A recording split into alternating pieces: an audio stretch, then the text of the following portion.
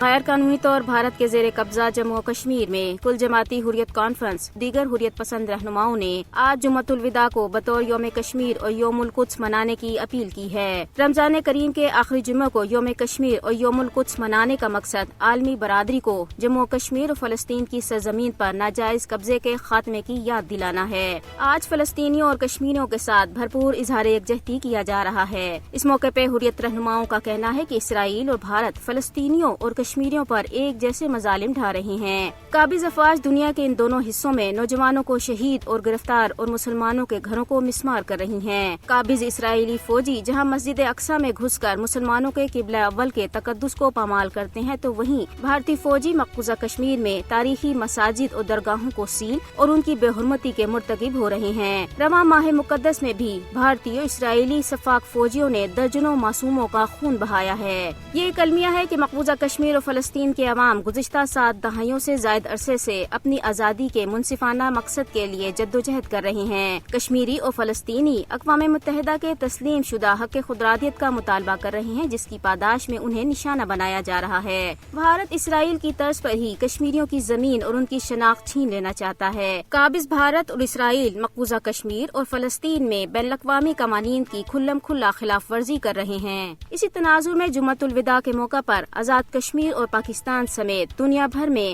فلسطین اور مقبوضہ کشمیر کی اسرائیل اور بھارت کے جابرانہ چنگل سے آزادی کے لیے خصوصی دعاؤں کا اہتمام کیا جا رہا ہے۔ عالمی برادری کا فرض ہے کہ وہ مقبوضہ کشمیر اور فلسطین کے محصور عوام کو بچانے کے لیے آگے آئیں۔